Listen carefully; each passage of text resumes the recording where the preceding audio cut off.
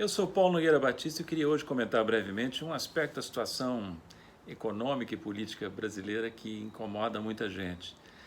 As críticas ao governo Bolsonaro são crescentes, mas há uma tendência em muitos setores, aparentemente, a poupar Paulo Guedes e sua equipe. A mensagem mais ou menos, mais implícita do que explícita a essa altura é que a área econômica do governo é algo que merece ser preservada de alguma forma. E, no entanto, Paulo Guedes e sua equipe são uma parte, a meu ver, integrante do desastre que se chama Bolsonaro. Não é por acaso que Bolsonaro escolheu Paulo Guedes como ministro da Economia. Há uma afinidade, os dois são extremistas. Paulo Guedes faz parte de uma ala extremista da economia ortodoxa, que é a escola de Chicago, nos Estados Unidos, onde ele estudou. Essa escola é às vezes referida como a defensora do fundamentalismo de mercado. Ela tende a subestimar o papel do Estado na área econômica, a superestimar, às vezes de maneira muito exagerada, o papel das forças de mercado e do setor privado. Aplicado ao Brasil, na gestão Paulo Guedes, o que nós vimos foi isso.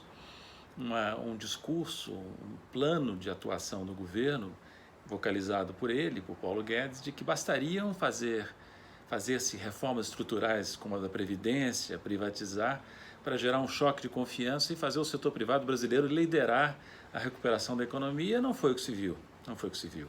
A economia estava se arrastando e ia continuar se arrastando, mesmo sem o choque provocado pelo coronavírus. Veio então o coronavírus e aí foi que ficou mais clara a inadequação da equipe econômica aos desafios de uma economia moderna, especialmente em um momento de crise.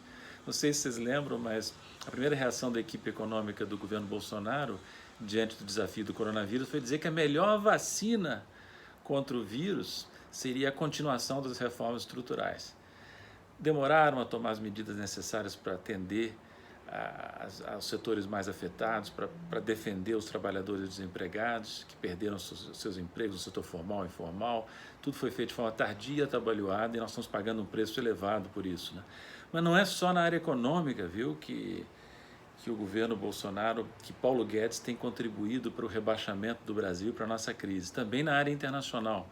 Não podemos esquecer que o ministro da Economia, ele representa politicamente o país em instituições internacionais importantes, como o Fundo Monetário Internacional, o Banco Mundial, o Banco Interamericano de Desenvolvimento.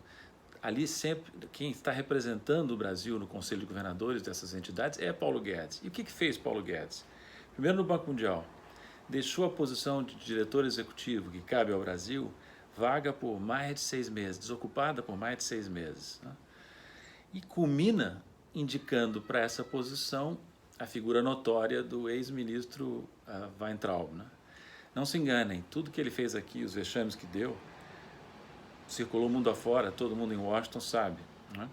Então, quando Paulo Guedes indica este nome para ocupar uma posição importante de diretor executivo no Banco Mundial, isso é visto como um rebaixamento da imagem do Brasil, faz um estrago considerável, né?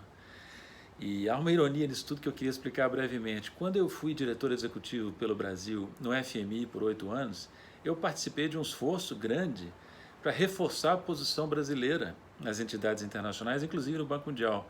Porque a nossa situação era a seguinte quando eu cheguei lá. O Brasil fazia uma rotação na posição de diretor executivo no Banco Mundial com Colômbia e Filipinas. Por quê? Porque nós queríamos o apoio dos países, a preservação do Brasil como comandante de cadeira no FMI. O nosso poder de voto do Brasil no FMI era baixo, isso criava uma vulnerabilidade, nós aceitávamos essa rotação. O que eu fiz? O que nós fizemos? Nós aumentamos substancialmente o poder de voto do Brasil no FMI, de maneira sem precedentes, e com isso pudemos dispensar a rotação na posição de diretor executivo no Banco Mundial com Colômbia e Filipinas. Isso não agradou esses países, mas olhem a ironia, aí vai o Brasil, depois de ter feito esse esforço enorme para reforçar a sua posição no Banco Mundial, deixa o cargo desocupado durante um tempo considerável e agora indica uma pessoa notoriamente despreparada, escandalosamente despreparada para ocupar a posição. E não foi só no Banco Mundial que a atuação de Paulo Guedes deixou a desejar. Ele também é governador do Brasil no BID, o Banco Interamericano de Desenvolvimento, que é um banco importante para a América Latina.